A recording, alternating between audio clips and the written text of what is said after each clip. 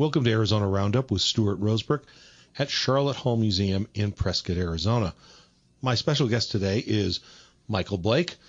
Michael has been a friend of mine for well over a decade. He is a Western writer, an Emmy Award winning makeup artist from Los Angeles. He makes his home with his wife here in Arizona.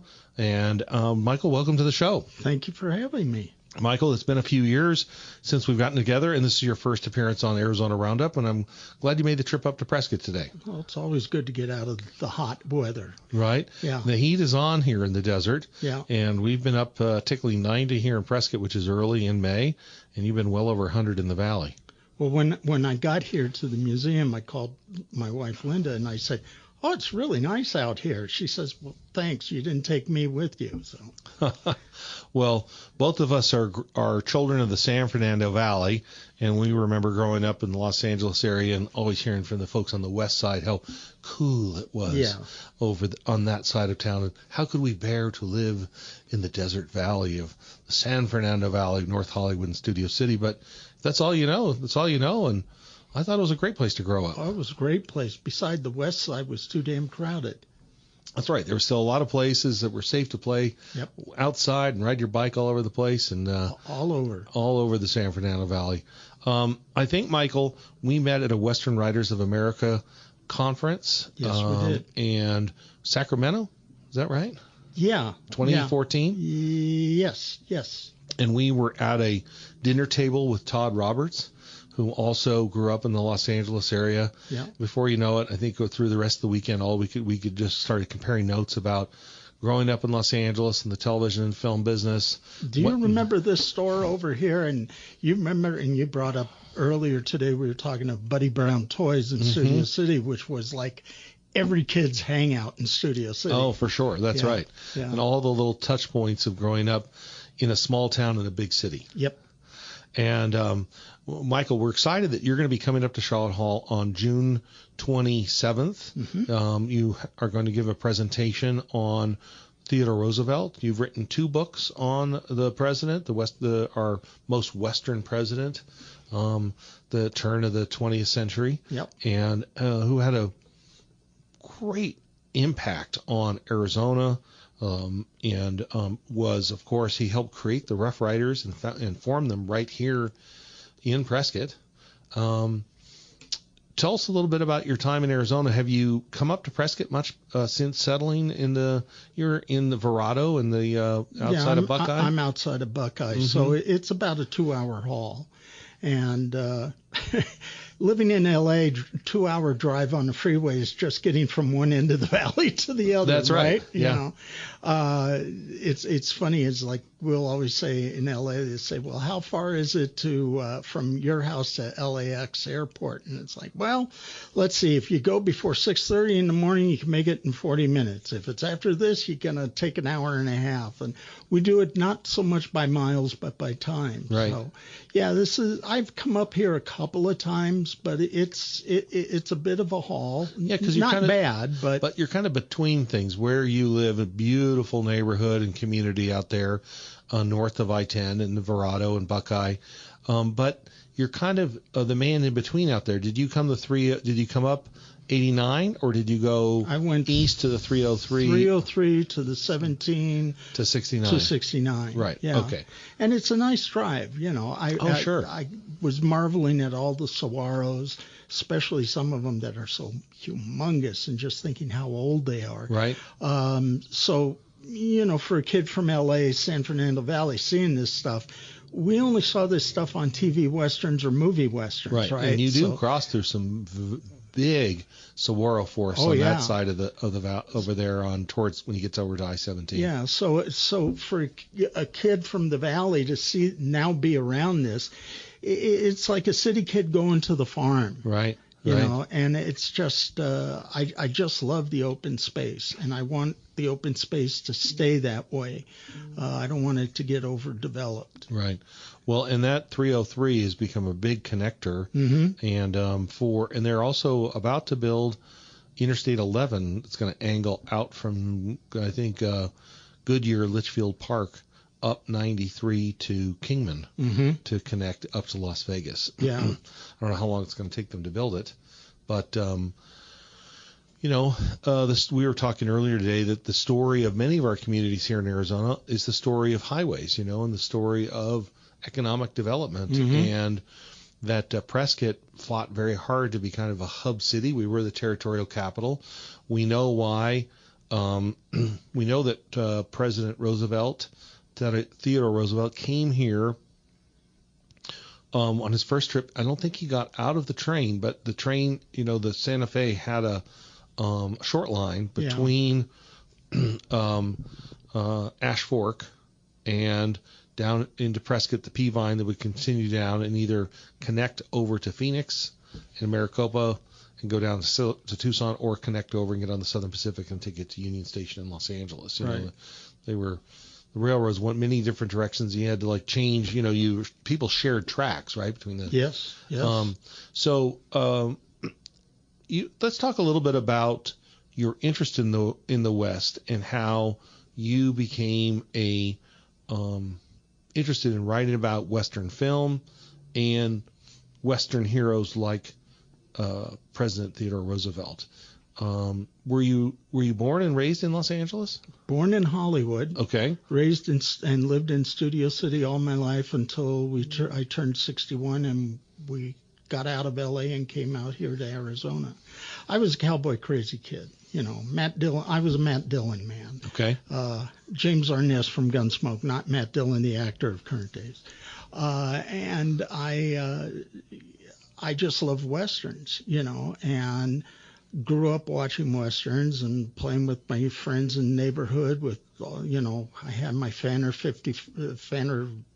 Mattel Fanner 50, I think they used to call it, pistol, and I had the Winchester rifle.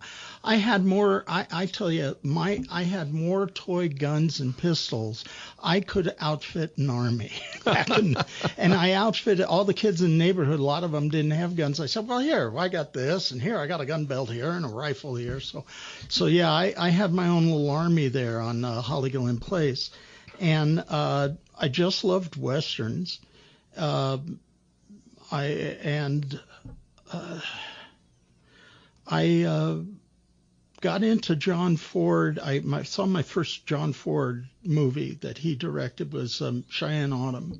It was a roadshow presentation at the Pantages Theater on a Saturday afternoon in 1965. My dad took me, and it had a cavalry and it had Indians, and the big thing for me with that was Monument Valley. I had never seen a place like Monument Valley in my life, and that's when my love affair with Monument Valley began.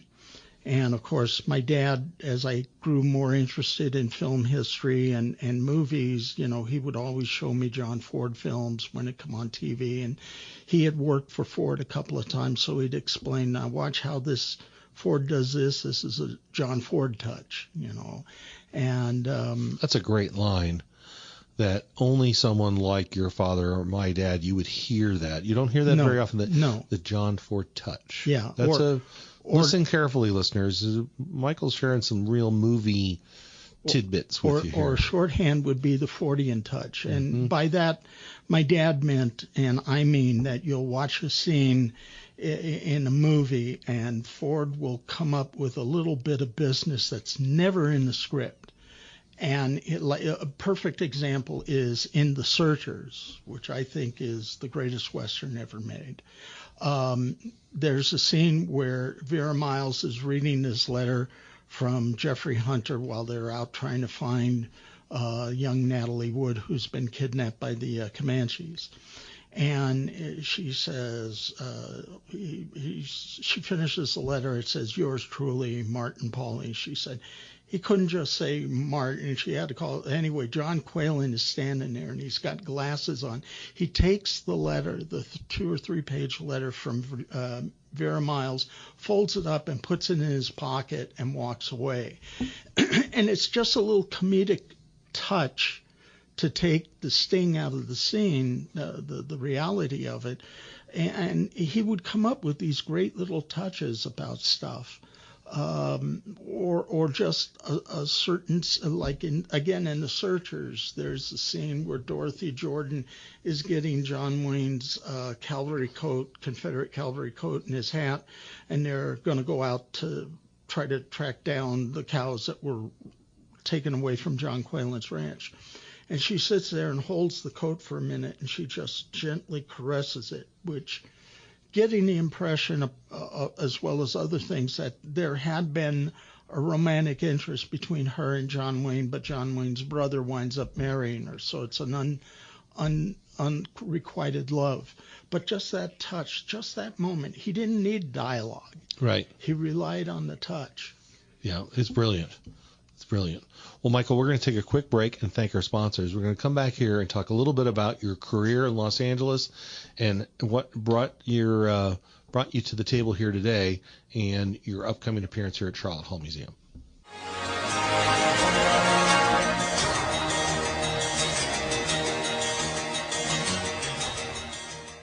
History matters. For nearly 100 years, the Sharlot Hall Museum has preserved our community's story, and over at Findlay Toyota, they believe in that same legacy of trust and reliability.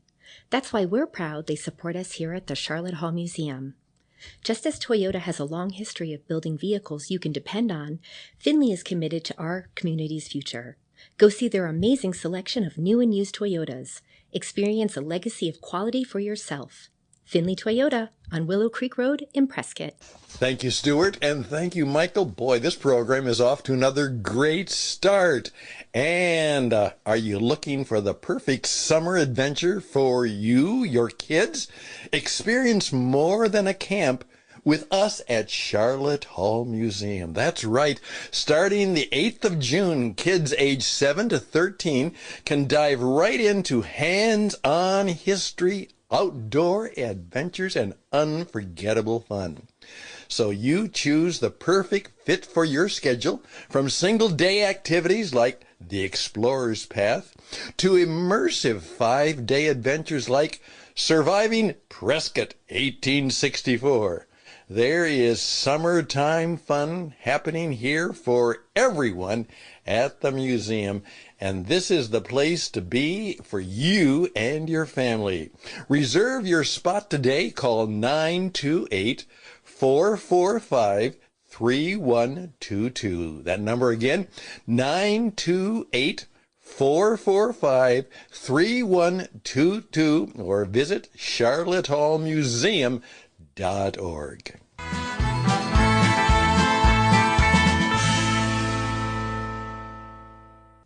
Welcome back to Arizona Roundup with Stuart Rosebrook at Sharlot Hall Museum. My special guest today is Michael Blake, and we've been talking about how he grew up cowboy crazy in Studio City, California. And Michael, you not only were able to play cowboys and Indians in your backyard and have a great group of friends that imagined the world as a pioneer, and like all the children did in those days in the 1960s and early 1970s, the life of imagination. There were no phones. You watched a little bit of TV every day, but it was outside play, and reading and school and imagination were we lived in a great era. We did. And maybe you had your parents had a record stereo, 45s, or and you listened to the radio, and there were no movie, TV, music videos. It was the song was a personal experience. Listening to that song, it was a group experience, but each person's hearing the lyrics, hearing the music separately. And you found yourself at a point as a young boy participating in that world of Hollywood, the business of film and television. And I don't know if I've ever asked you, what was your first role and how did you find yourself in television and film? Well, at age 2, I told my parents I wanted to be an actor. And if you believe that, I've got some great beachfront property just down the road from my house in Buckeye. Very nice. And I'll sell it to you real cheap. Near Yuma? Oh, yeah. Uh-huh. Oh, yeah. You're going to love it. No, my dad had been a character actor. If you've seen High Noon, he plays the saloon owner who gets punched by Gary Cooper. And in Sunset Boulevard, he's the guy in the dark suit who comes after William Holden's car. And they put me in. I started at 2. I was doing commercials. I don't remember the first commercial. I remember it was either the second or third commercial. I actually made Jack Webb laugh. That's a big deal. I never told you this. No. At the time, Webb was over at Old Republic Studios. We were talking about earlier. Moved his company over there. And he was doing GE Theater. Okay. And so it was a commercial for Westinghouse GE appliances. And all I remember is I was sitting, there was a white backdrop and a white floor. And I was sitting on the floor. And like I said, if I was 3, I was pushing it. So around 1960, 61? Yeah. Somewhere in there? Yeah. And so I was supposed to be making a mess with like crayons or something. And then they wanted me to look at the camera. And I'm making this mess, having a great time. And I look at the camera, and evidently I gave the most devilish look you could think of. I don't remember. I remember sitting there and all the lights on me, and I looked out where the camera that was and everybody, and they were just dark shadows, and I remember people laughing. And my mom said I broke up Jack Webb, which, Sergeant Joe Friday, I got him to really crack up and laugh. Yeah, that's good. So I did that. And then did some more commercials, and then eventually got little bit parts on TV. And I flew once in Bewitched on a broom. I was a little boy witch. And let's see, I did the Lucy show with Lucy. That was her second show, The right? second show that ran in early 60 to, I think, 66 or Was so. that filmed over at Universal? I know No, that's before it was still over at Desi. At that time, it was still Desi Lou Gower. And then... so on the west side, you had to go over to the west side? Yeah, in 67, she sold everything to Paramount. But this is when she still had it. And... we did a Christmas show, and everyone's always asked me, how was she to work? I heard she was a real hard taskmaster. Not by me. I mean, she explained what she wanted. You did it. She had no qualm with anybody if you knew what you were doing. If you knew your job, that was fine. And the only two things happened. One was I would say my lines like you normally would on a set, which wasn't very loud. And she took me by the arm and she said, Michael, you see those seats, that last seat way up in the back? I said, yes, ma'am. She said, you got to say your lines loud enough that they hear it. So you had to project. I said, okay. Now, how I got the job, I go in for the interview. I don't remember how it came up, but I wound up, because my dad had taught me several Shakespearean soliloquies at age, what was I, 8 or 10, and I did To Be or Not to Be. Now, I'll tell you right now, I was no threat to Laurence Olivier. Olivier didn't have to worry about giving the Oscar back for Hamlet. But the producer who knew my dad said we were so impressed that he could do that. We figured, well, if he can do that, he certainly can work with Lucy. And that's how I got the job. And the other great story, I worked with the great Gale Gordon on that show. And what a funny man. Oh, God, what a man. And he could do double takes like nobody. And I had a scene where I come in, I have my hands behind my back, and there's some dirt on my face. And he's put his hat on the corner of a banister. And as he goes to leave, I say, hey, mister, you forgot your hat. And I pick it up, and my hands are full of grease. So now I've gotten his nice fedora full of grease. And he does this take that I kept laughing. I couldn't help it. And Lucy came up and said, Michael, you can't laugh. I said, I'm sorry. He's funny. She said, Gale. And Gale said, I'll take care of it. He pulled me aside. He said, now, Michael, when you hand me the hat, don't look at me. Now, I'm not going to say I was a well-trained veteran of the business, but I knew enough. If you didn't look at the actor when you're doing your scene, unless you're told not to, you look at the actor you're talking to. And he said, what I want you to do is when we're standing here and we stood on our marks, he says, you see the window over my right shoulder. I said, yes. He says, I want you to say your lines to that window. And look at that window and say them. And I looked at him, and I know he knew what I was thinking, because I'm thinking, well, that's not wrong. He says, I'm telling you right now, Michael, with the way the cameras will shoot this, they will never know you're looking at the window and not at me. And sure enough, of course, I gritted my teeth when we shot the scene and handed him the hat, but I got through it.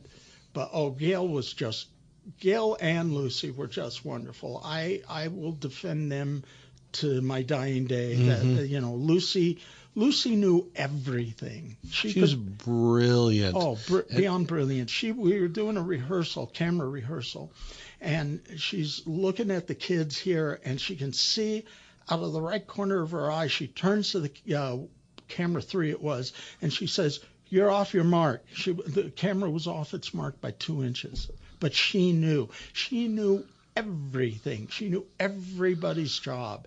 And like I said, all she expected of you was to come in and do your job and do it professionally. And she was great. I loved her. My dad did a lot of Here's Lucy shows, and I'd always go over and see her. And she was always made a big fuss about seeing me. I loved her. She was great. Well, what's interesting about Lucille Ball and your interest in television and film and writing about it is that someone like that can have a lifelong impression on you and your career, and also on what, it sounds cliche, but what good looks like, when you work in the business and you meet someone like that who, even to this day, I don't believe people who are interested in the history of television and film have any understanding of what an effect that woman had on the entire genre.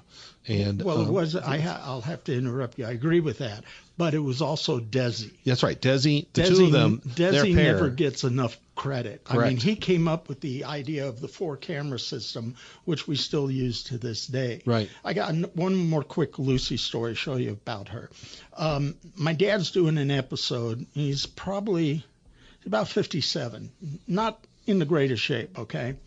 And he was starting with the beginning stages of emphysema. And so he has a scene where he comes in as a fireman, and Mary Jane Croft, who is her best friend, is dressed in a chicken costume.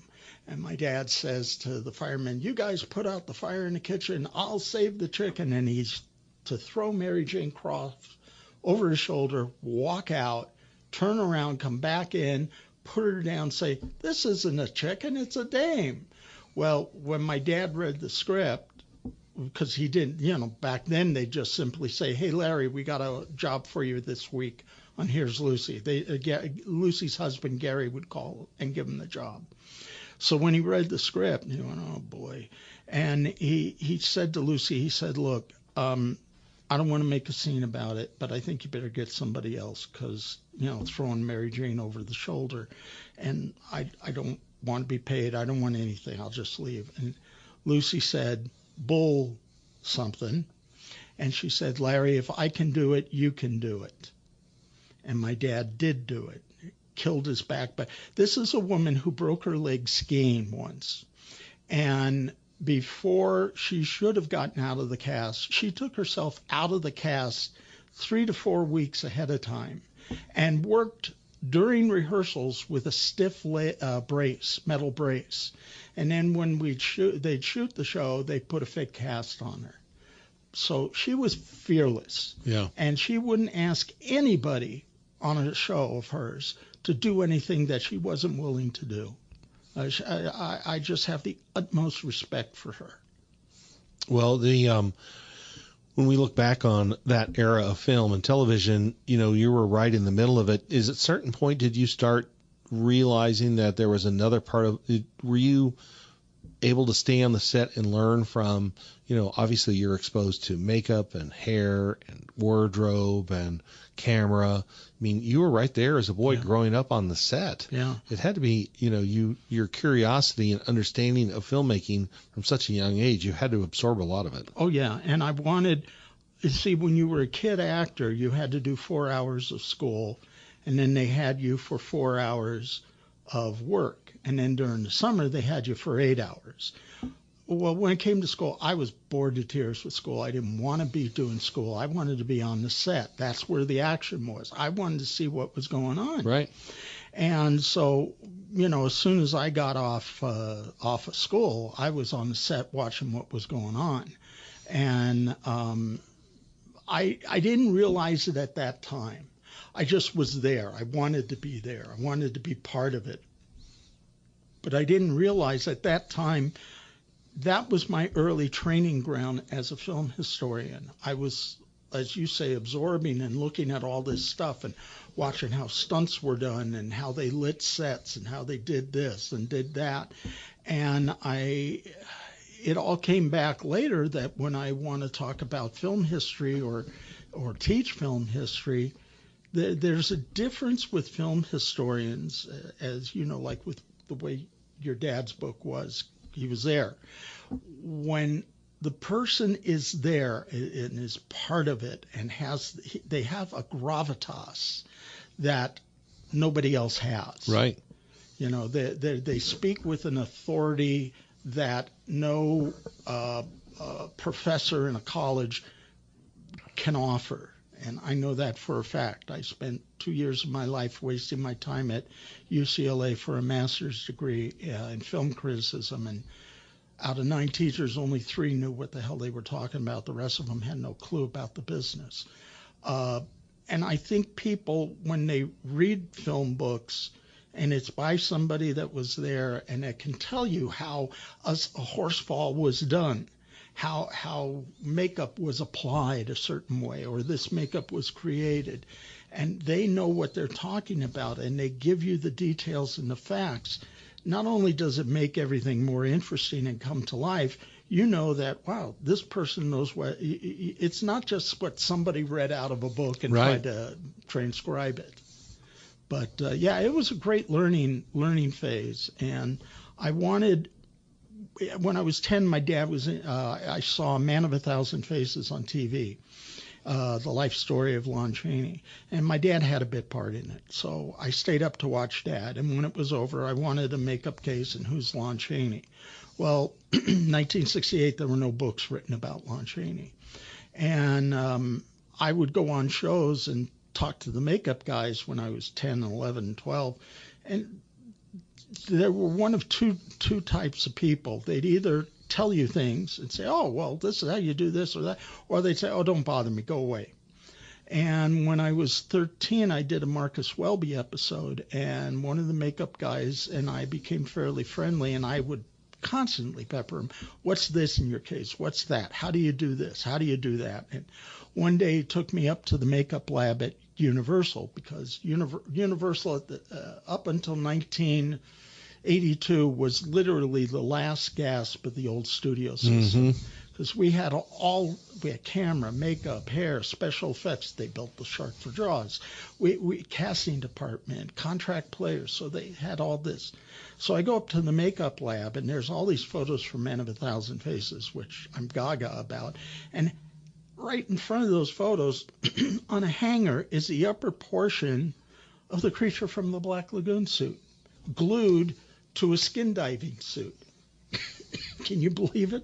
So at my last day on the show, the makeup guy says, "Are you good at fixing things mechanically?" And I thought, I'm 13. You got guys here who build sets. But, typical actor, they ask, can you do something? Oh, yeah, that's my middle name. Sure, of course. I can ride a horse, and then you run out to Griffith Park to find out what end of the horse to get on. Right.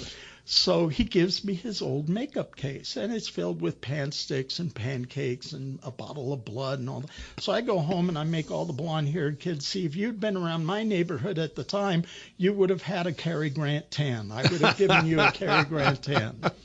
Would have been my first and only tan of my life. Mine too. So anyway, I wound up getting, as I told you when you talked about the Studio City Library, I said that's where I went and got my first stage makeup book out of the library. Love that library. Oh, it was great. And anyway, my dad taught me some things, and about 14, 15, I I'd made myself up as Cyrano de Bergerac, as Fagin, and I had my dad take pictures. And when I'd go on shows myself or with my dad, I'd show them to the makeup artists. And again, it was either they were very interested and helpful, or they just blew you off. Right. And when I got out of high school, Mike Westmore would teach in the spring semester at Valley College an advanced makeup class. And this turned out to be his last class because he was just finished Rocky. So I took that class, did the obligatory student films, things like that, put a portfolio together. And one day in 1978, I went to Universal and went up to the makeup department to show the makeup artist, Dick Dawson, who gave me the makeup case. And he said, I showed him the portfolio, excuse me, and he said, have you shown it to Nick Marcelino, who's head of the department? I said, no, I can't get in to see him. He goes, come on. Show Nick my portfolio. He says, okay, let's stay in touch. October 24th, 1978, not that I remember the date, I walked through the big red doors of the makeup department at Universal and started a 40-year career. I love that. That is magnificent. Well, Michael, thank you very much for sharing us that story. We are going to come back here and talk a little bit about your career in Westerns and how you integrated your life in film and television as a makeup artist with your interest in writing about the American West, including why you became a historian and biographer of President Theodore Roosevelt.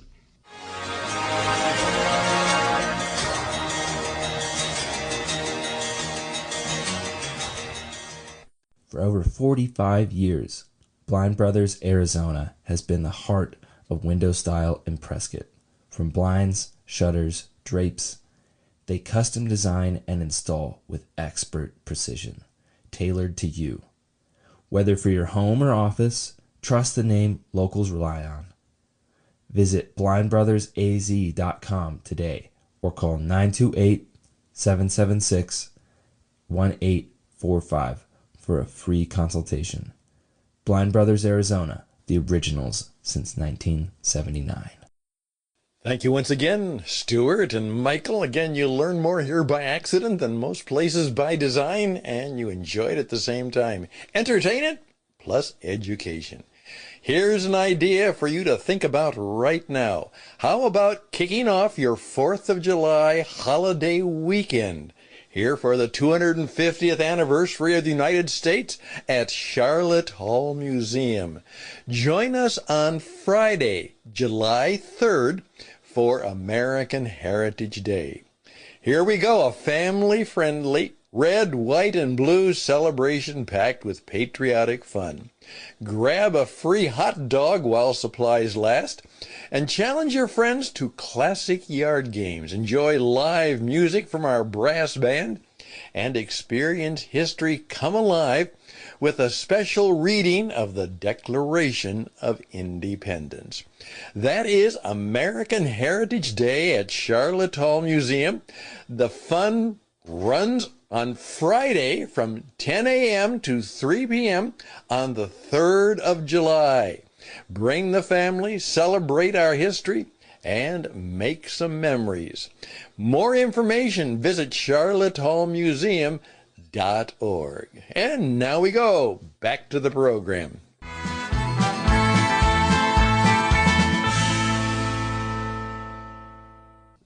Welcome back to Arizona Roundup with Stuart Rosebrook at Sharlot Hall Museum in Prescott, Arizona. My special guest today is Michael Blake, author, historian, Emmy Award-winning makeup artist. Grew up in Los Angeles, just down the road from our family home in North Hollywood. We've been comparing a lot of stories about growing up in Studio City, and the fact that when you meet people from around the country and you'll tell them that you grew up in Los Angeles, especially in the 1960s and 1970s, they say, did you see a lot of movie stars, or do you know movie stars? And what's interesting about growing up in the film business and television business is that, just around every corner, you could be shopping anywhere, your classmates in school. It wasn't necessarily, unless your parents knew them, something you knew right away. It was just, that's what their mom did. That's what their father did. That was the business in Los Angeles. And you might say, well, why does that guy always have a new truck in the parking lot at Notre Dame High School? And someone says, oh, well, his dad supplies cars for movie cars. You know, the Dahlquists have a big movie car lot, and they supply cars to, you know, Donnie Casello and the Casello brothers over at Warner Brothers. Or, you know, well, what about, it's been interesting with Facebook and social media, and as people can become dispersed, as many of us who grew up in the Valley in Los Angeles have, but our hearts are where we grew up, but we've also found new homes here in Arizona, or for my case, we came to Arizona, our station wagon only went one direction. And so it was like we had the Imagine West of Hollywood, my dad's business as a writer in LA, and of course Disneyland. And then you'd cross the desert, and I felt I was going to the west to Jerome, to Prescott, and you'd look for the ghost towns along US 60 and I-10 and the old mining claims out there in the desert hills and across the Mojave Desert of California. And in your imagination, like, could they get across the desert? You know, it's like maybe the Three Godfathers. Oh, that's where they filmed this, or you don't know. But you're sitting in the back of the station wagon, and they're out in that desert, or you know, they portray miners out there, you know, with their last canteen of water. So you would leave the San Fernando Valley. Of course, the back lots are everywhere. They're creating that magical world. But then to get out into the west and get into museums, and some of the first museums I ever went to outside of Los Angeles were here in Arizona.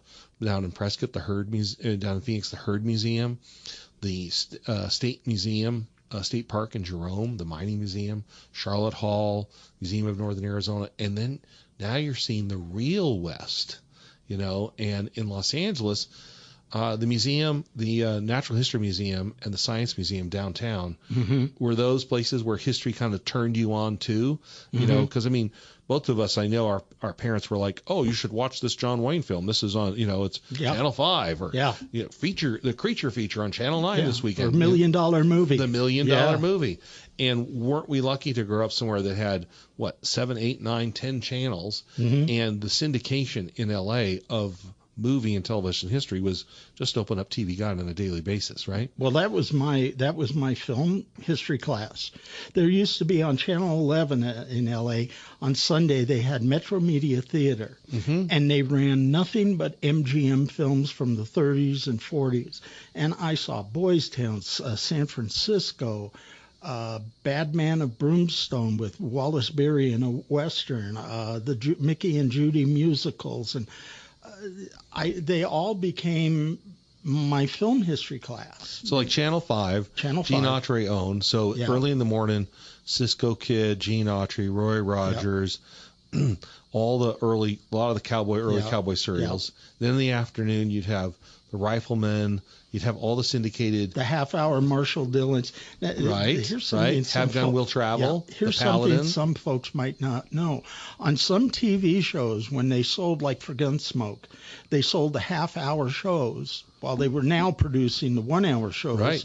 The half-hour shows, they couldn't call it Gunsmoke, so they called it Marshall Dillon. And that's why you'll see sometimes on some shows they'll say Marshall Dillon. Dragnet was the same way. In the 50s episodes, it was Dragnet, but when it went into syndication, they called it Badge 714. When Chips went into syndication while the show was still going on NBC, they called it Chips Patrol. So there were some shows. You had to repackage it. Yeah, the repackage deal, right? Yeah, so it wouldn't be confused. You wouldn't look at your TV guide and say, "Oh, Emergency is on." They had to call it Emergency 1, right? And then you knew it was a rerun thing. But yeah, it was all those shows. And then you had Channel 5 at night had Movies Till Dawn. Right. Channel 9 had the $1 Million movie, which was every night was a Casablanca, Yankee Doodle Dandy, The Searchers. And was it Saturday or Sunday afternoons they had the creature feature on Channel 9? Wasn't that Channel 9? Saturdays. Saturdays, Yeah, right. yeah. My dad would circle the movies in the TV guide. Okay, Creature from the Black Lagoon this week. Okay, we're going to watch Dracula for the first time. Or, The Cat People. Yeah. And then Channel 13, they had their own vibe. It was interesting. Each one of those syndicated channels had a different set of what kind of reruns were going to be on there. And and then suddenly we had UHF, and so there was a couple more channels. There was that one station, I think it was out of San Bernardino, Channel 56. Yeah, 50. And they showed all the old Warner Brother films. Right. Now, did that one also have the Japanese cartoons like Kimba? Was that 54? I think that was 54, Kimba and Gigantor. Speed Racer. Yeah. Right. So we were a little spoiled in Los Angeles with all the channels, but you're right. It was film and television history right there. Oh, yeah. And it was a great way to learn the film and television history growing up. And what was your first Western? Do you remember the first Western show that you got cast in? Well, I'll tell you the first Western show I didn't get cast in. Must have been 5. I went up for an interview for Maverick. Oh, sure. And Big. so I go in, hi, how are you? What's your favorite Western? I went, Gunsmoke. And needless, they all laughed, and I didn't get the job. Right. Let's see. Geez, the first Western I did had to be, it was a B Western directed by Andy McLaughlin out of Universal with George Papard and John Vernon called One More Train to Rob. And I got the job because my dad had a bit in it as a barber. And when he was getting fitted for the film, Andy McLaughlin was there, who he had worked for on Gunsmoke. Andy directed a huge amount of episodes of Gunsmoke and Have Gun Will Travel. And so he mentioned, there's this one-line thing here. My kid's an actor. I got the job. I never had to go interview. Those are what you call request calls, and they were very few and far between. But, man, when you got one, you thought you were the bee's knees. You thought, man, I got this locked up. Look out, Hollywood. And it was we shot it on Denver Street, which was the main street at Universal that they used for the Virginian series. And it's still there. Some of the buildings are gone. Matter of fact, the building that I'm standing in front of in the film is still there, or was there as of 2014 when I was there last time. Anyway, I had this very dramatic scene. I had to use all my method acting techniques. And my nose is growing now. Call me Pinocchio. Anyway, I'm leaning against Marlon Brando. Should I give you Marlon Brando taught me everything, right? And so I'm leaning against a hitching post. Could have been somebody. Yeah, and he comes. John Vernon and Diana Muldaur come up in a buggy, and as they get in, I reach over, and at the foot of the buggy is what they call a tetherweight. Now, a tetherweight was like a round weighted disc, about 5 or 10 pounds, and had a little thing in the middle where a leather strap would come out of, and there was a clip on the end, and you would clip it on the horse's bridle and put the tether weight down, and it kept the horse from walking away.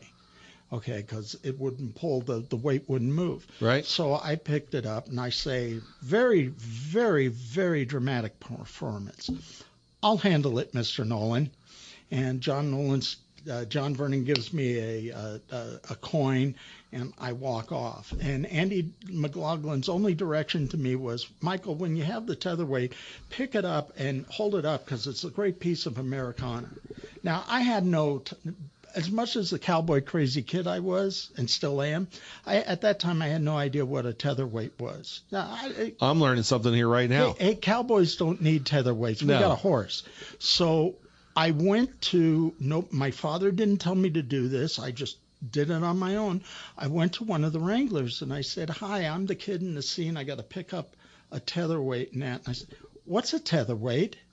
And the wrangler goes, come on, son, I'll show you. And he took me over to their truck where they had all these different things, saddles, all sorts of stuff. And he goes, okay, this is a tetherweight. And he looks at me for a minute. He goes, no, here, try this one. And it was kind of heavy, but it was probably 5 pounds. And he said, now this is the way it works. You'll pick it up like this. We'll fold it up so you can just grab it like that. And then you come over here to the bridle, click it on. And he said, just drop it. The horse won't mind, because there was out of camera range would be a wrangler in front of the horse. So I said, okay, fine.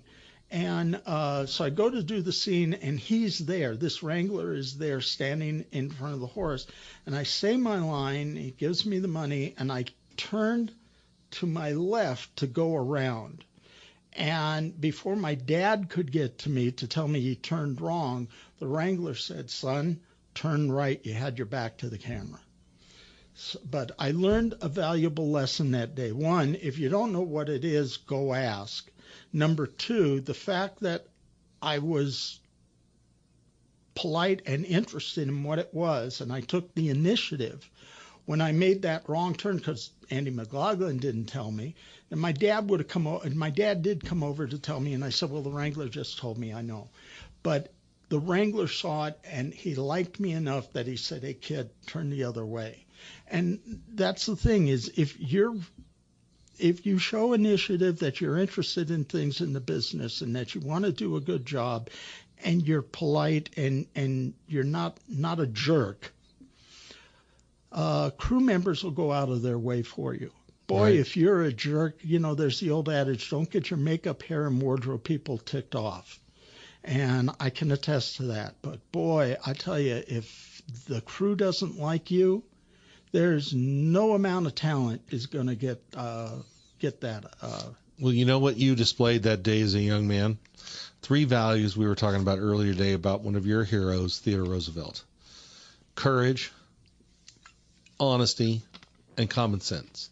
Those 3 were on display between you and the wrangler, yep. What you learned that day, and lessons that you've carried through your whole life.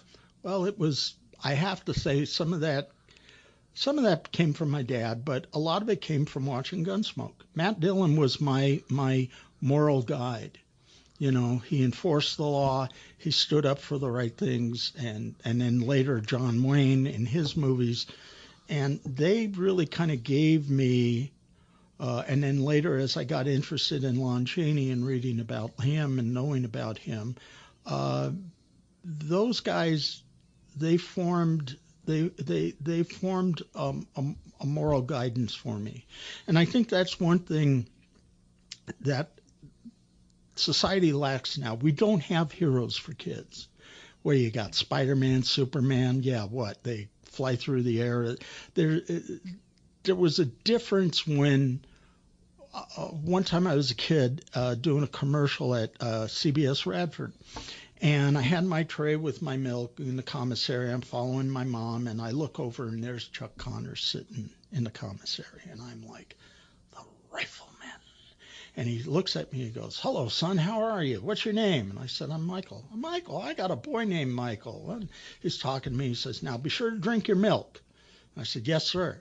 Well, the rifleman tells you to drink your milk, you're going to do it. Hoppy, when you were a kid, tells you to drink your milk, or Roy, or Gene, That's or right. John Wayne. But it wasn't just that. It was that we wanted to emulate them because we knew they were good. They knew and maybe they were overly good, or, now in cynical world, the people kind of go, whatever. But there was something about those people. The Code of the West. The Code of the West. Exactly, the Code of the West. Which was the golden rule. Which, as a kid, you never knew. You just knew, you knew Hoppy's creed, Lone Ranger's creed, Gene Autry, Roy Rogers. But you just knew it was like Matt Dillon. For me, it was Matt Dillon wouldn't do this. Or John Wayne wouldn't do this. Or John Wayne would do this. And it just was something that has stayed with me and stayed with, like you, because we're simpatico in that we grew up with that stuff. We sure did. And it has stayed with us. And when I see kids that,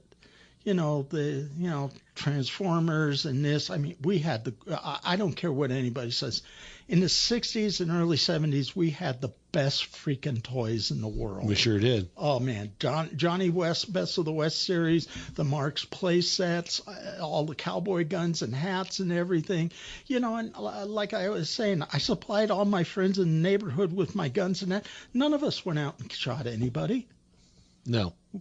We knew we were playing, and we knew what was right or wrong. You knew you didn't throw rocks at somebody's window or you'd get your butt kicked by your dad. Or their car. Yeah, or the car. You didn't do those things because as bad as the cops would be, going home and being caught, telling my dad, well, Michael did this. Oh, man, that was the worst. You didn't want to get caught by the family. No. But it's just so different now. And I miss that kids don't know about the West and know what the West stood for. You have all these people that come out that want to take the more progressive mentality, which is like, was the West 100% right? No. Was the West 100% wrong? No. It was a hard life for everybody, for the Indians, for the pioneers, for the animals on the plains. It was a hard life, and it was a hard-fought life. And sometimes things didn't go right. And you also, as we've talked, you had two different cultures. When you had the Indians, the Indian culture that believed certain things, and the white European settlers have certain things, and they come and they collide. And I liken it to look at the way some places in the Mideast think versus the Western European think.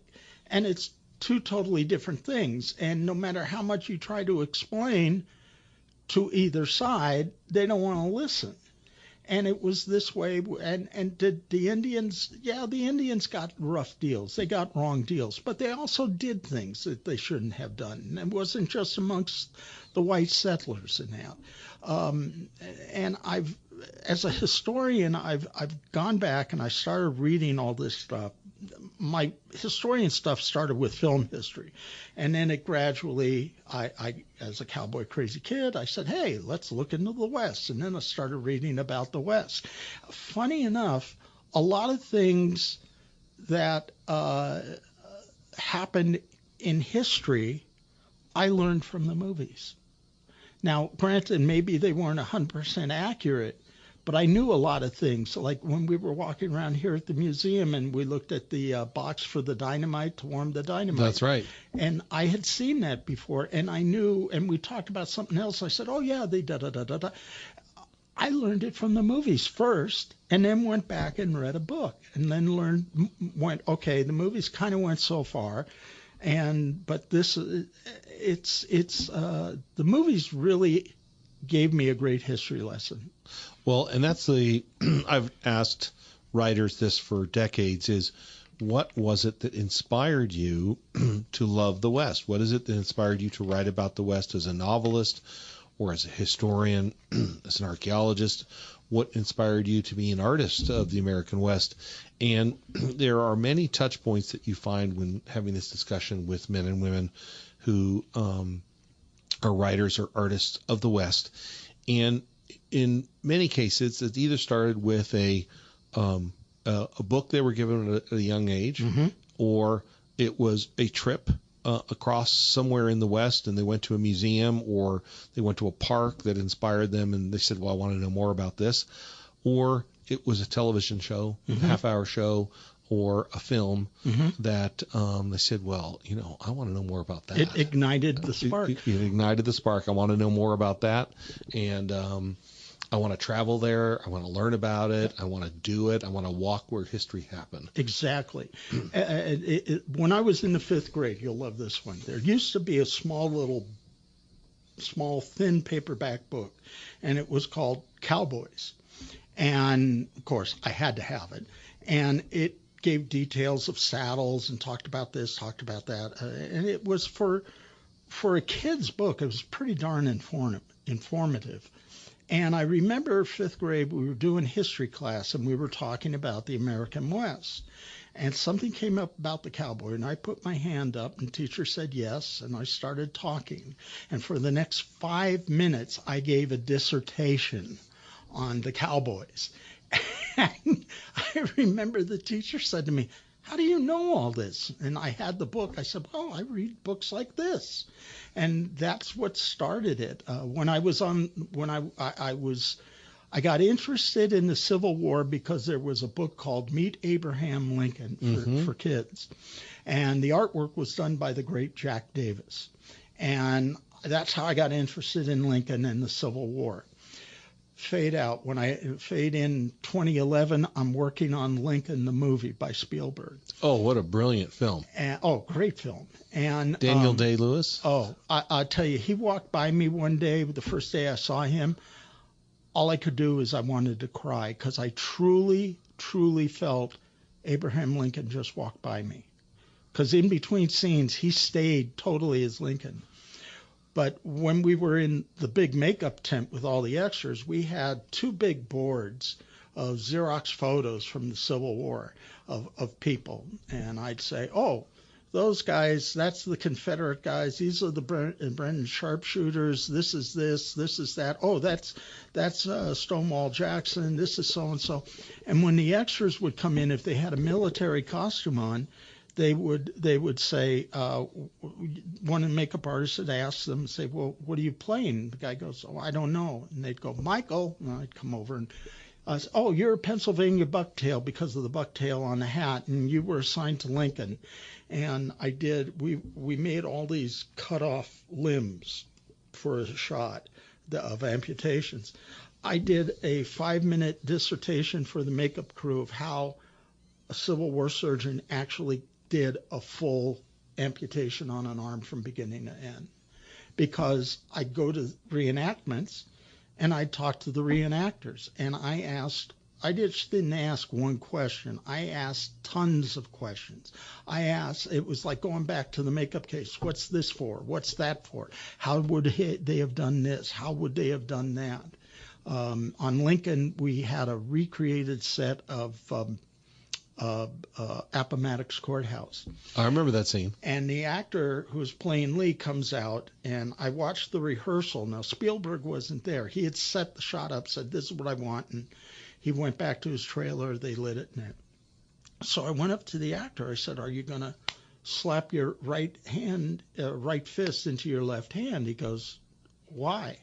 I said, "Oh, well, that's every Civil War historian knows this. We've all tried to guesstimate what was Lee thinking when he did this gesture." I said, it's well known, well documented." And he said, "Okay, well, I'll do it unless Spielberg tells me not to." Well, Spielberg didn't tell him not to, but when you see the final cut, you only see him do it once.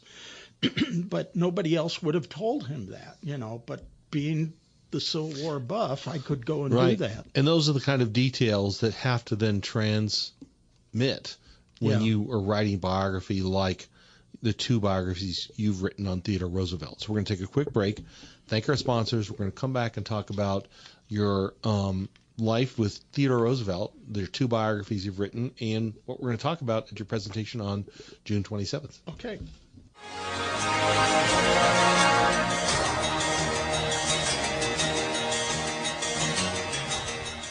Well, thank you, gentlemen cowboys, and the stories just keep coming.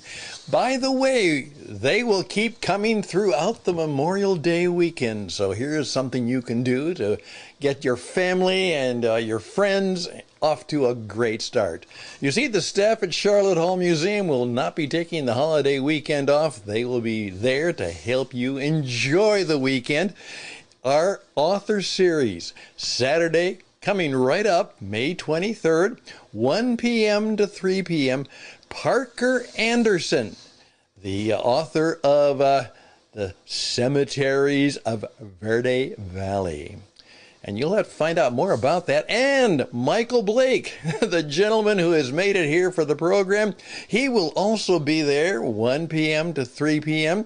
So reserve your spot and he'll be talking about and perhaps signing your book, I'm sure he will, of Go West, Mr. President. So there we go. Saturday, May 23rd, 1 p.m. to 3 p.m. Go to the charlotthallmuseum.org website. Find more information. $15 for non-members, $10 for members, and make a point of it.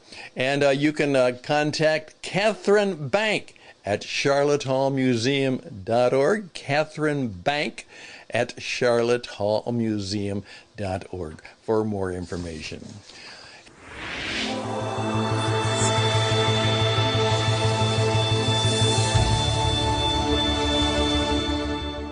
Get ready for an unforgettable evening of music, history, and tradition at Sharlot Hall Museum's Twilight Tales on Tuesday, June 9th. Starting at 5 p.m., experience the electrifying energy of bluegrass with the Arizona Wildflowers, a talented sibling band with tight harmonies and fiddle playing. But hurry, seating is limited and tickets are just $30 per person. Visit charlottehallmuseum.org to reserve your tickets today.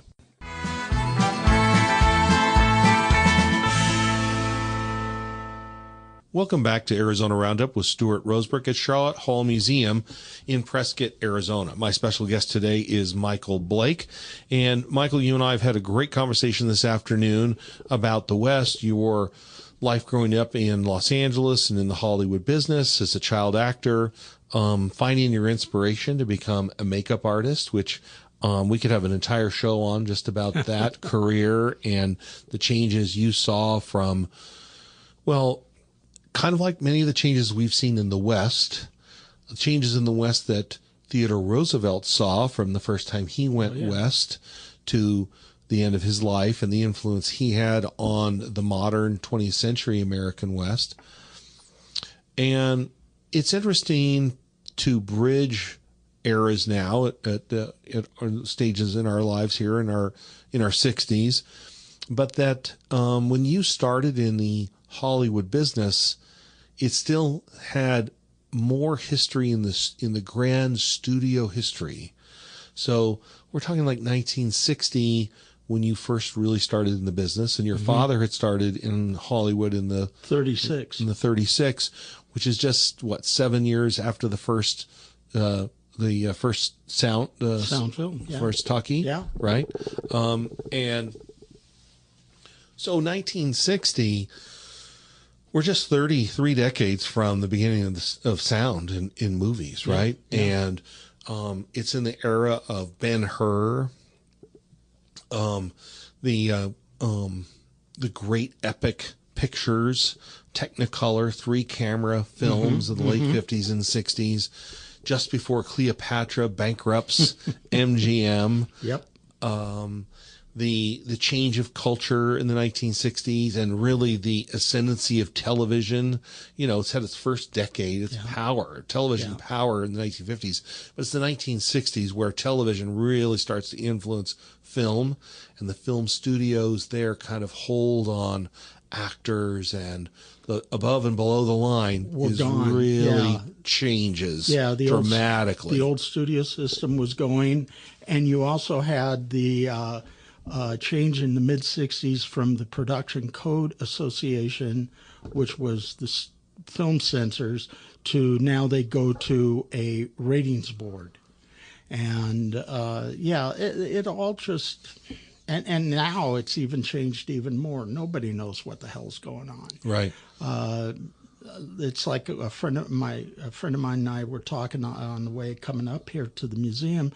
And she said, we got out at the right time because things have changed. And, the producers chase where the cheapest buck is. And so, it's other states offer more tax incentive. They go there, or they go to Europe or whatever. So it's just a catch as catch can. But so much has changed. And Roosevelt, as you were saying, he kind of rode the first wave of change. Courage. Yeah. Well, common sense. Look, this is a man whose mother and his first wife died within hours of each other. The wife died after giving birth to their first child, and she died in his arms, and he just packed up, and prior to this, he had gone out in 1883. He wanted to hunt a buffalo.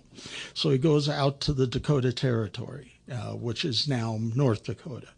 And he finally he hires a guy to take him out, and the weather is miserable. It's raining, and the guy is going, I hope the guy will want to go home. And they're sitting there, and they've just gotten drenched with a huge storm. And the guy thinks, that's it. This guy's going to, because, he wore glasses. He had a high-pitched voice. He wasn't a Westerner. He was from New York. Yeah, from New York. And this guy, he was a dude. Very much a dude. And his guide thought, okay, this is it. And they wound up becoming good friends. And he looks over at Roosevelt, and Roosevelt is sitting there in the water, drenched, and he goes, by Godfrey, isn't this fun? And he sounded like that. I always said he sounded like William Powell with a higher pitched voice and a very delicate type of enunciation. And the more he'd get excited about things, the faster he'd talk. But he got his buffalo. He bought a ranch and hired these two guys to build the ranch house. And he was done with politics. Then his mother and his wife die, and he can't deal with the kid, and he just hops on the train and heads west. And he lives on and off for the next 3 years. This is 1880, 81, 82-ish. And for 3 years, he goes back and forth to New York still. But he mainly thinks he wants to write.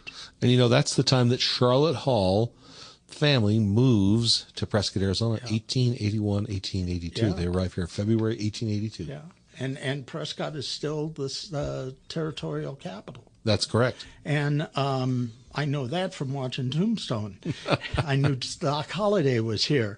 Anyway, he winds up, this guy goes out ranching, and the only thing he couldn't do as a ranch head, he would do everything the cowboys did. He'd brand the cows, he'd bunch them together, all that kind of stuff. The only thing he couldn't do, because he had such lousy eyesight, is he couldn't rope. He couldn't throw a rope and bring in a cow. One of my all-time favorite stories about Roosevelt, because everyone there pretty much, oh, God, this is a wannabe cowboy. He's a dude, da-da-da-da-da. He wears glasses, because back then, in those days, if you wore glasses out west, you were the equivalent today of a nerd, okay? Right. And so he's going out looking for stray cows, because it was all open range. They didn't have anything French did. And he winds up coming into this town called Mingusville. And it's in June, but, they always say out there, if you don't like the weather, wait 5 minutes. And it's cold and windy, and it's like, no, you don't want to sleep out in the open here if you can help it. So he puts his horse up, and he's going to go to this, what is a saloon / kind of hotel. And he hears these gunshots go off. And so he thinks about it for a second, but a gust of wind comes up. He goes, I better go in. So he goes in, and there's this drunken cowboy, and he's got two guns, one in each hand. He's swaying. He's just shot the clock on the wall. And Roosevelt said everybody had a look on their face like they'd rather be somewhere else. Well, he gets one look at Theodore, and he says, 4 Eyes is going to buy a drink. And Theodore kind of laughed and just figured, okay, I'm going to sit in this table way far over here on the edge, and I'm not going to say anything, and hopefully he'll leave me alone. Didn't happen. The guy comes over, and he's standing in front of Theodore, and he's got his guns, and he's cursing up a blue storm. Pardon me. And he says, 4 Eyes is going to buy a drink. And Theodore knows at that point, this guy is not going to go away. So he says, well, if I must, I must. And as he starts to get up, he has the table in front of him. He throws the table up, which puts the gunman guy off kilter, Theodore comes up to him and hits him with a right, a left, and another right. Sends the guy crashing down on the floor. He hits his head and knocks himself out. So they quickly grab the guy, stick him in a meat locker. Take his guns away. Oh, they took the guns away. Stuck him in a meat locker outside. And the next morning, he got out, hopped a freight going by. Nobody knows whatever happened to him, and I don't know if he ever knew he was knocked out by the future president of the United States. I love that story. But by doing that, he gained the respect of all the cowboys in town. They knew he wasn't a dude. Yeah, I love that. And, you know, you make this transition from, you still write film history and write about Westerns. Where was it where you said, okay, I've written about Lon Chaney, I've written about John Ford, and Western film, that you said, you know what, I want to tackle this president. This president is important, his story is important, and his story and his relationship to the West needs to be better known. And because there have been a lot of biographies of Theodore Roosevelt, but they're not always accessible. Many of them are very large, long, heavy biographies, you know. Right. They're not very accessible, or they're 2 or 3 volumes and span his amazing life and career.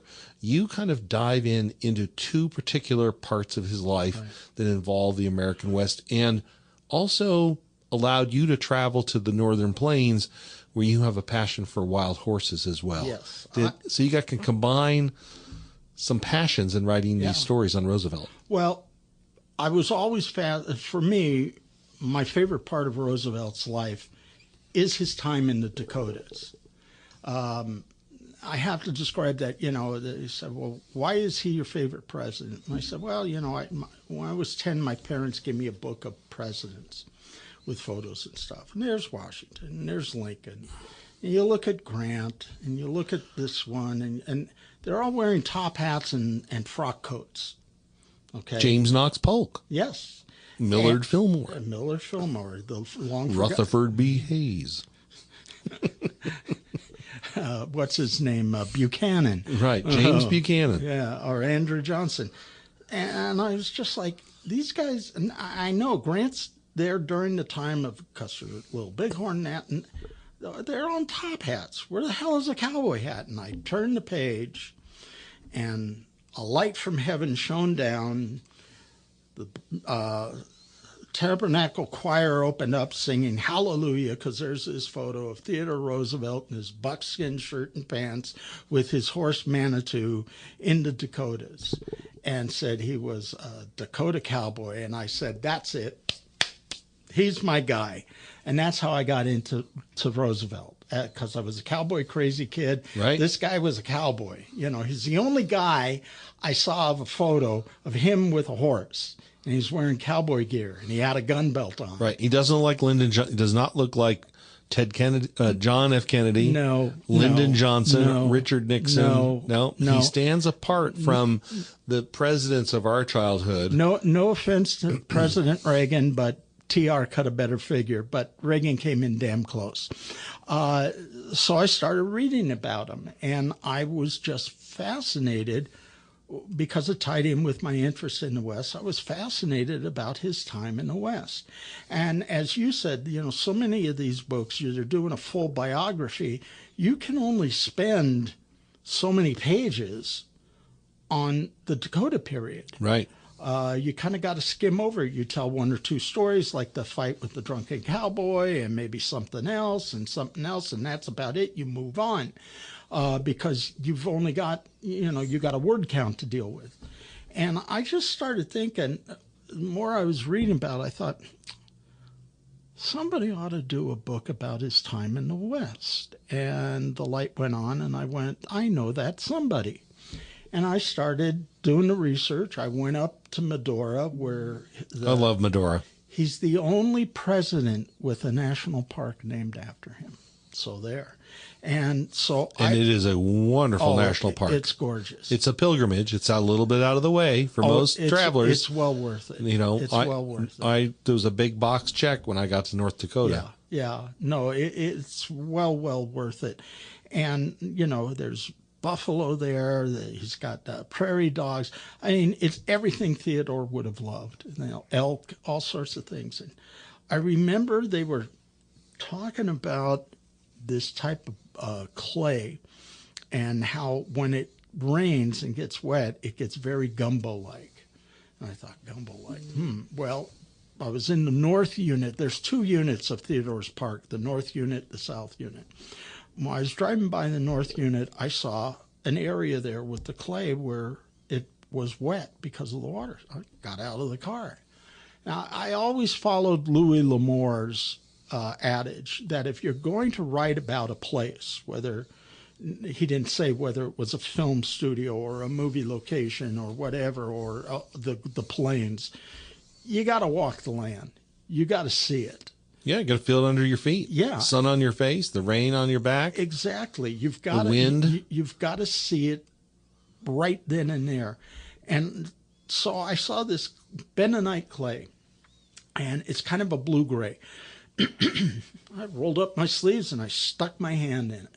And I started playing with it and holding it and examining it. And it's very gelatinous. It's got a gelatin-like feel to it. And it sticks to you. Like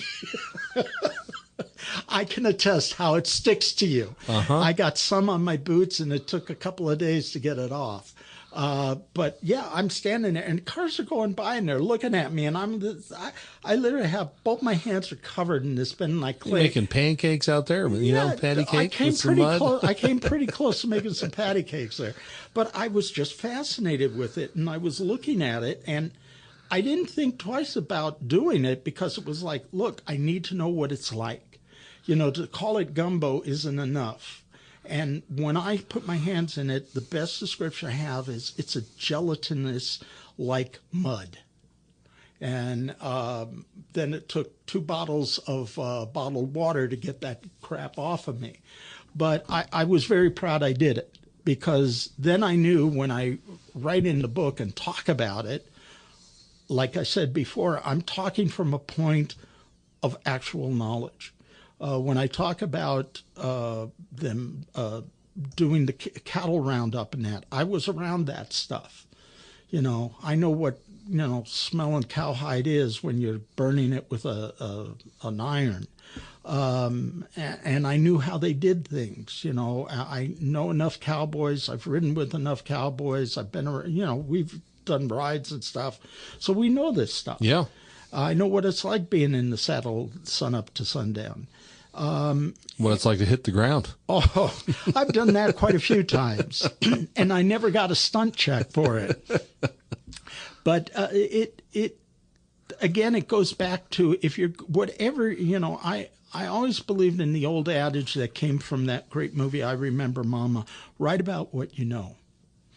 And I knew something of Roosevelt, and I knew the West, and what I didn't know, I learned quickly by being there and being on the land and hanging out and watching things, and just sometimes just pulling my car off to the side and just watching the sun go down in Medora and stuff like that. And the vista is it's amazing. Gorgeous. It's gorgeous. I tell you, I parked on one spot, and it's an area that there's prairie dogs and there's buffalo. And I just parked there one day and put the windows down because it was a beautiful day, light wind, very nice. I put the seat back, I closed my eyes, and all I hear is the chirps of the prairie dogs, the occasional grunt of the buffalo, and the meadowlark chirping. I'm telling you, it was some of the greatest sounds, and so peaceful and calming. But you need to, if you're going to write about anything, and you're going to write about it, you've got to write about whatever it is. You need to know what the hell you're writing about. You know. So what are the titles of your 2 books that you've written about Theodore Roosevelt? Okay, the first one is The Cowboy President, How the American West Made Theodore Roosevelt. And basically I used the Code of the West orders of how being a cowboy in that changed him and made him do things and followed him through his presidency. Is that Two Dot Publishing? Yeah, they're both Two Dot. The second book is called Go West, Mr. President, Theodore Roosevelt's Great Loop of 1903, which was, he would never say it was a presidential campaign tour, but it was a pre-campaign tour. But unlike most politicians, he greeted Democrats as well as Republicans. One time in Chicago, they wanted nothing but Republicans to greet him at the train. He said, if you don't allow the Democrats, I won't show up. That's the trip where he went to the Grand Canyon for the first time. And that just, in today's parlance, blew him away. And he started from that point on. And what year was that? 1903? 1903. And, you know, that's just 3 years after the railroad was built, that Santa Fe built their spur line to the Grand Canyon.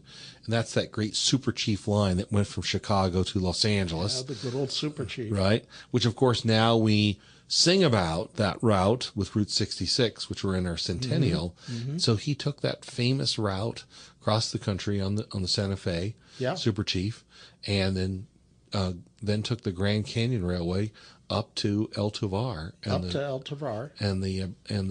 south rim of the Grand Canyon. Was El Tovar built at that time? I'm not sure. I don't know if it was yet or not. I don't think it was. But Fred Harvey Company obviously saw the opportunity as they were developing the railroad and tourism to our national parks. And you know, we are in the 120th anniversary. In 1906, President Roosevelt signed two major acts that have defined the West in the last century. He signed the Antiquities Act, which allowed a president to create national monuments, and he signed the National Forest Act, which created the national forests. And that's where he started up. He started the forest. In order to make it a national park, you got to get Congress to do it. That's right. And we all know how fast Congress works, right? Right. So he kept urging Congress, and the mining and logging industry kept thwarting Congress from turning it into Grand Canyon into a national park. Exactly. But Theodore said, okay, he took the step that I can at least protect the forests up there. That was the first step. And finally, as his term in office was winding down, and he didn't see anything going with Congress to get it made a national park, he made it a national monument. And 7 weeks after Theodore's death in 1919, Congress made the Grand Canyon a national park. Right. What a legacy. Yeah. So, Michael, you're going to be visiting Sharlot Hall Museum again on June 27th. That's right. At 1 o'clock. Tickets will be for sale on charlottehallmuseum.org. We're going to have your books here for sale. You'll be signing books that day, and you'll be presenting on your research and your two books on President Roosevelt and his life in the West. And I'm sure we'll hear a little bit about how the Western film and television, some of those heroes like John Ford and Lon Chaney also inspired your interest in the detail of getting history right. Oh, you got to get history right. Yeah. Absolutely. If you don't do the history right, it's a lost cause. Well, Michael, it's been great having you on Arizona Roundup here at Sharlot Hall Museum in Prescott, Arizona. We look forward to you being back on the show very soon and being back here in Prescott on June 27th. And as you present on President Roosevelt, a hero of mine as well. Anytime. Thank you, Michael. We look forward to you listening to this show and being back with us next week on Arizona Roundup with Stuart Rosebrook at Sharlot Hall Museum.